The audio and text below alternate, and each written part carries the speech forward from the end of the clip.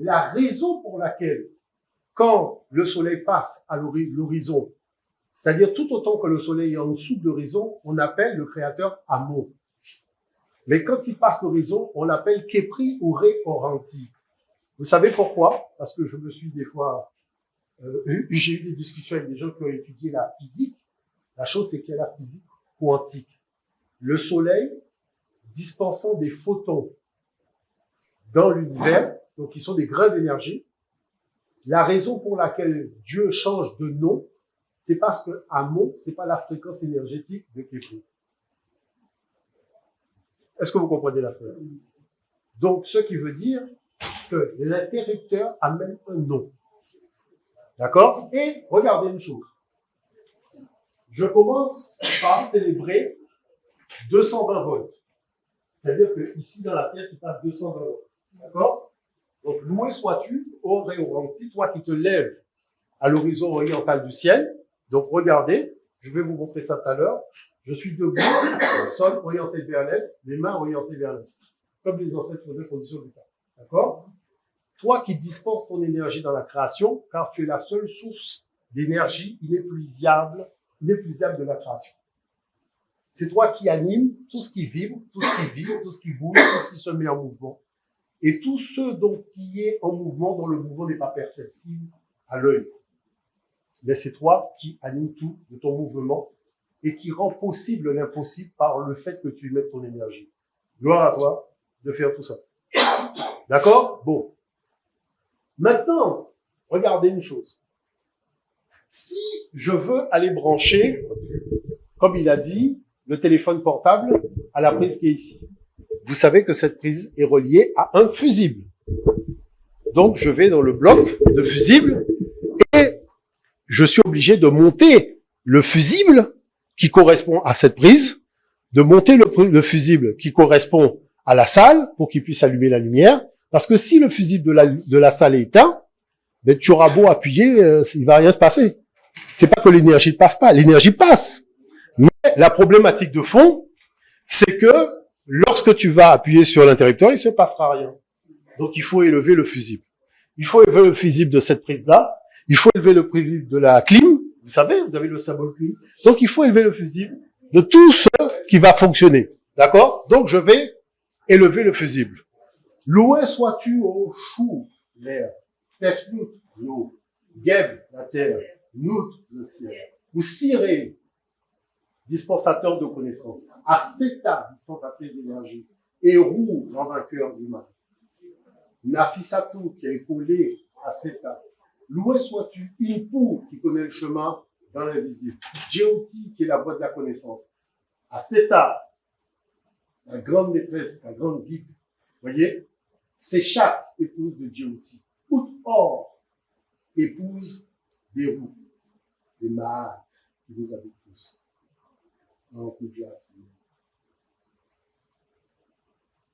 Loué sois-tu, ô Hapi, gouverneur de l'univers, avec ta parèdre féminine, Sekhmet Ahat. Donc, vous voyez, chaque fois que je dis une chose, c'est le fusible. Boum, chou, je monte. Tif, je monte, machin. Parce que là où je vais évoluer dans la journée, il faut que l'électricité passe partout. Parce que mes adversaires, je les connais, ils dorment pas. Vous comprenez l'affaire? Donc il faut qu'ils soient aux aguets. Et après avoir fait tout cela, qu'est-ce que tu as dit qu'il faut pour brancher ton appareil tout à l'heure? Il faut l'alimentation. Vous savez que la prise qui sort d'ici dispense une énergie de 220 volts. Et si je branche mon portable à 220 volts, il va exploser. Vous comprenez? Donc, il faut un transformateur qui va transformer 220 volts en 14 volts de manière à faire en sorte que lorsque je mets la main sur le portable, que je ne prenne pas une décharge d'électricité. Donc, ça, c'est le travail de mes ancêtres divins. C'est-à-dire, ils vont connecter la source matricielle de l'énergie maximale de l'univers, mais comme ils savent que moi, je ne peux pas mettre ma main dans 220 volts, ils sont esprits, moi je suis esprit et matière. Donc ils savent qu'il faut réguler cette énergie à une intensité pour que ma matière puisse l'emmagasiner. Et une fois que j'ai fait ça, là, je peux mettre le chargeur dans la prise et toucher l'autre bout, je ne prendrai pas de décharge d'électricité. Et pourtant, je suis bien branché à 220 volts. Mais quand je mets la main, je ne prends pas de décharge parce que mon ancêtre a ramené l'intensité d'énergie maximale à une intensité d'énergie qui me permet de me charger de cette énergie. Ce que le téléphone fait, hein, c'est-à-dire, il est obligé de ramener à 22 volts, 220 volts pour charger la batterie. Parce que si tu mets 220 volts dans la batterie, elle explose. Immédiatement. Donc, vous voyez, ce que je ne comprends pas, c'est qu'il y a des électriciens, des informaticiens, enfin, on a plein de gens anciens. D'accord? Au niveau des métiers. Mais vous avez jamais encore compris que la spiritualité africaine, ce n'est que de la science. C'est-à-dire, ce que je vous explique, c'est la spiritualité africaine. C'est ce qu'on fait quand on rentre dans une maison. Hein, on arrive dans une maison, la maison était inhabitée, on va monter les fusibles, on va voir si le courant électrique passe, on va brancher les appareils, brancher le réfrigérateur. Mais c'est ça. Et pour que le réfrigérateur fonctionne, il faut que le fusible soit levé. Donc, qu'est-ce qu'il y a de difficile à comprendre dans ça? Il n'y a rien de difficile. C'est-à-dire que les traditions, ce sont pas, je dirais, des formules de spectacle. D'accord? Alors, je vous dirais une chose, c'est que il faudrait peut-être pouvoir mesurer la variabilité de l'énergie, c'est-à-dire avant, après. Et c'est pour ça que le frère, il a dit, voilà, Omotunde qui m'a montré quelque chose, je lui ai montré la variabilité de cette énergie avant et après. Donc, ce qui veut dire un tableau de bord énergétique. D'accord? Donc, c'est ça dont il s'agit. Et c'est ce que nous allons tenter de voir ensemble. C'est-à-dire voir des choses simples, d'accord? Mais qui sont, c'est à la fois de la science, c'est de la quantique, mais en même temps, c'est de la spiritualité. C'est-à-dire que le but du jeu, c'est spiritualité karmique et matrice céleste. La matrice céleste, il faut le prendre comme étant le système qui est à la base de l'énergie la plus forte dans l'univers et qui permet à tout ce qui est animé, qui s'anime par la réception, gestion, le stockage d'énergie, de recevoir la dose qu'il lui faut. C'est pour ça qu'on dit que le créateur est totalité, nous ne sommes que parcelles. Mais l'oiseau n'est que parcelle, l'abeille n'est que parcelle, en fait, tout n'est que parcelle. Maintenant, si tu veux savoir quelle est la charge totale du créateur, puisque le 1 est devenu multiple et le multiple n'est que l'1, il faut additionner tout ce que tu vois et que tu ne vois pas, en prenant la charge énergétique. Tu fais plus, égale, tu obtiens une charge d'énergie. Eh ben, c'est de cela dont il s'agit. D'accord? Parce que c'est un créateur qui anime la totalité de sa création par l'énergie qu'il met dans sa création. Maintenant, il faut faire la démonstration. Donc, l'enjeu, à travers le fait de célébrer, je dirais, nos humanités classiques africaines, voyez-vous, c'est de comprendre une chose. Lorsque Juliette intervient, ce n'est pas simplement pour faire de l'histoire.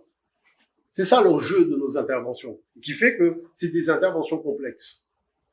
Il s'agit de faire l'histoire pour changer le cours de l'histoire. C'est-à-dire, on ne fait pas, je dirais, une introspection du passé pour rester dans le passé. Il faut changer de route. Mais pour changer de route, il faut vous donner la connaissance du changement de route. On regarde dans le rétroviseur. On met le clignotant. Vous voyez, changer de route, c'est pas une chose simple, même quand on conduit une voiture. Donc, il faut des éléments d'appréciation pour vous permettre, justement, de faire cette démarche en conscience. Savoir la qualité de ce qu'on quitte et la qualité de ce qu'on va trouver. C'est de cela que se trouve, en fait, la réalité. Alors, il y a une chose que dit la sagesse africaine, c'est qu'elle dit que le rôle de la connaissance est de nous faire prendre conscience de notre ignorance. C'est vrai que chaque fois qu'on avance, regardez, Juliette, elle dit, j'ai commencé par un livre. Et puis elle découvre qu'il y a un autre champ d'investigation. Elle en fait un autre. Et elle découvre qu'il y a un autre champ. Moi, je prends le temps, je regarde, je dis, mince, mais là, elle a creusé véritablement avec l'investigation sur les coiffures de l'Égypte, une thématique relativement intéressante. Hein? Et c'est vrai que c'est un peu ça. C'est-à-dire qu'on a l'impression que c'est infini. Et c'est vraiment infini. Parce que c'est ça qui donne le plaisir de la recherche. Maintenant, Masson disait que la mission de la philosophie africaine est que l'homme trouve sa place dans un ordre de l'univers qui s'est fait en son absence. Et c'est là où se situe la ligne de démarcation entre nous et l'occidental. L'occidental dit oui, cet ordre a été établi, je n'étais pas là, mais je veux organiser mon ordre sur l'ordre qui était déjà là. L'Africain dit, mais l'ordre de l'univers est un ordre dépassable. Tu ne peux pas le dépasser.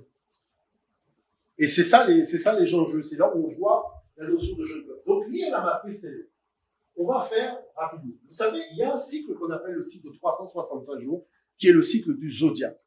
Le zodiaque, c'est la zone circulaire de la Terre céleste. D'accord? Donc, lorsqu'on se projette dans le ciel, dont l'écliptique occupe le milieu et qui relie 12 signes, donc 12 constellations zodiacales, et que le Soleil traverse en une année. D'accord? Donc, ce qui veut dire que moi, j'ai la chance, vous voyez, quand je suis en Guadeloupe, ça passe au-dessus de ma tête.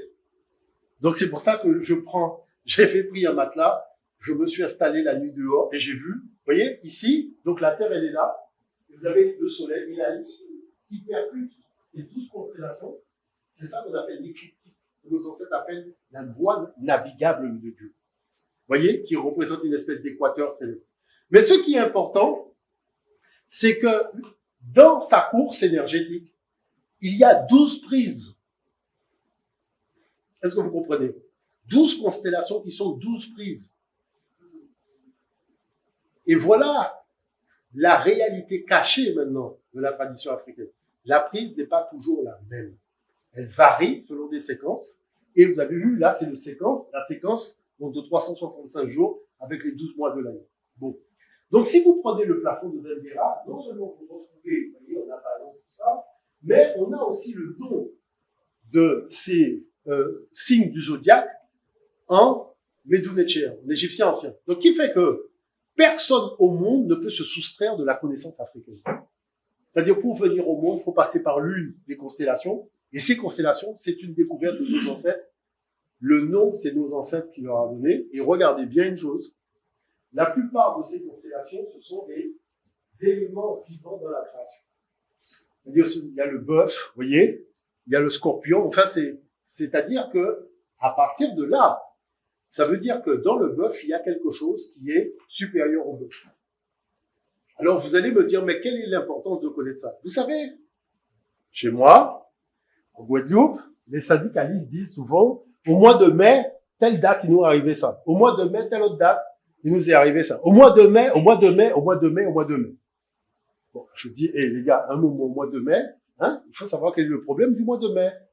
On peut pas dire au mois de mai, au mois de mai, au mois de mai, sans chercher la réalité. Au mois de mai, le soleil est dans la constellation du taureau. Et quel est le symbole de l'Europe? Le taureau de Zeus. Donc le gars est attaqué quand son taureau est vitalisé par l'énergie du soleil. Maintenant, la question c'est, quel est le totem de ton peuple et de ton pays pour le défendre quand le soleil arrive dedans? Bon. Donc, vous voyez, maintenant, il y a ce qu'on appelle la précision des équinoxes. On va vous dire, c'est les Grecs qui l'ont inventé, ils partent de 1550, aurait été l'inventeur et le découvreur de ça. Sauf que, Pénélope de Cos, vous voyez, 300 ans avant Hipparque, vous avez Diodore de Sicile qui dit, regardez ce que Diodore de Sicile dit à propos de cet astronome grec. Il tenait des Égyptiens la connaissance de l'orbite que parcourt le Soleil, qui par sa marche oblique est emporté dans un sens contraire à celui dans lequel se meuvent les autres astres. Effectivement, la précession des équinoxes ne suit pas la logique d'avancement des signes du zodiaque, mais les prend à reculons. Donc, il est en train de dire simplement que l'Égypte est celle qui a été à l'origine de la connaissance de la précession des équinoxes. Mais jusque-là, cette affaire-là, on n'en prend pas vraiment conscience. La précession des équinoxes, c'est parce que la Terre, la plupart du temps, elle est penchée. Et si elle est penchée, on prend par exemple la base d'une toupie, quand on tire la droite centrale de la toupie, et que la toupie se met à tourner, ça fait que si elle part d'ici, et qu'elle tourne et elle revient là, ce grand cercle prend 26 km à s'accomplir.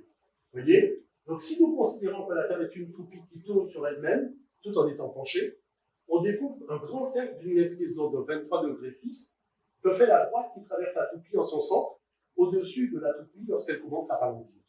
Vous voyez? Donc, ce grand cercle correspond au cycle de 26 000 ans, et il se divise en 12 périodes de 2150 ans. C'est-à-dire que quand le soleil vient dans le zodiaque, en un mois, il est dans un signe, mais quand il s'agit de la précession, le soleil passe 2150 ans dans la même constellation. Donc, pour le moment, vous ne voyez pas où je veux en venir, mais je vais résumer la chose. Moi, quand je suis rentré en Guadeloupe, j'ai passé du temps dehors, et au bout de 4 mois, je me suis dit, le ciel est un message codé. Au bout de 5 mois, je me suis dit, là, c'est certain, les ancêtres ont déchiffré le livre du ciel, ils ont écrit des textes scientifiques, c'était trop compliqué, ils ont écrit après des textes théosophiques d'allégorie, en donnant aux énergies qui soutiennent donc les fameux fusibles en question, des rôles, des noms et une histoire, pour nous permettre de comprendre, en fait, comment l'univers fonctionne dans la gestion énergétique, puisque n'oubliez pas, dans l'univers, tout est en mouvement. D'accord? Bon. Et donc, vous voyez, c'est ce mouvement rotatif d'environ 28 000 ans qu'on appelle la précision. Moi, excusez-moi, hein, on dit nos ancêtres ont construit les pyramides, tout ce que vous voulez, mais je considère que la plus grande découverte des ancêtres, c'est la précision des équinoxes. Parce que c'est extrêmement complexe. Vous voyez? Donc, du coup, voilà ce qu'on appelle la précision des équinoxes. Vous voyez, on va essayer de comprendre ça rapidement.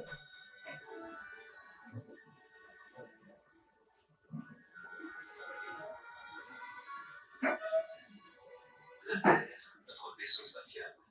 Bienvenue à bord pour ce voyage d'un an autour du Soleil.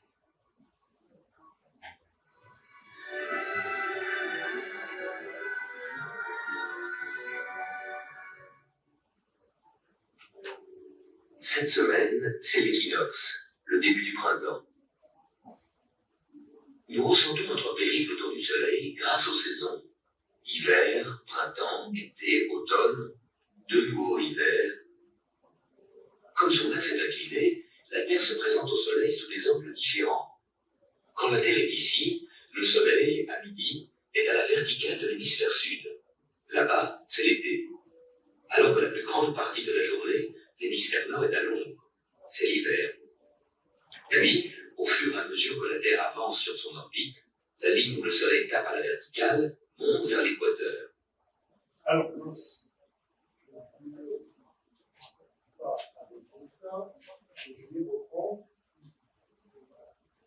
voilà.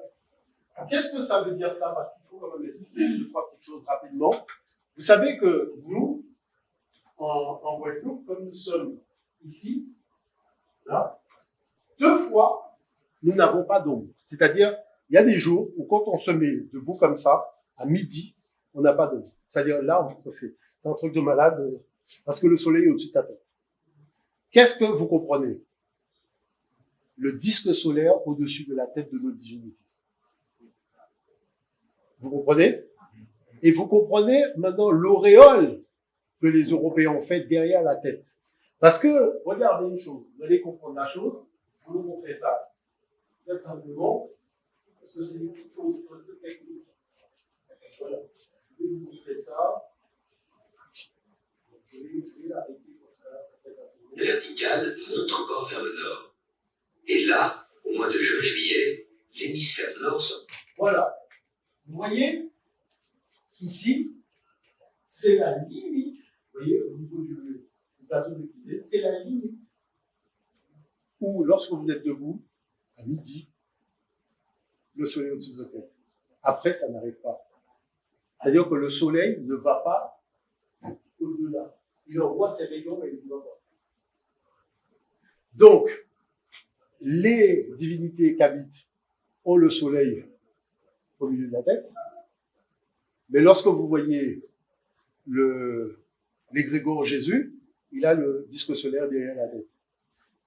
Pourquoi il n'a pas au-dessus? Que le Fils de Dieu n'était pas au-dessus, il n'était pas au-dessus. Bref, on se comprend. D'accord? Bon.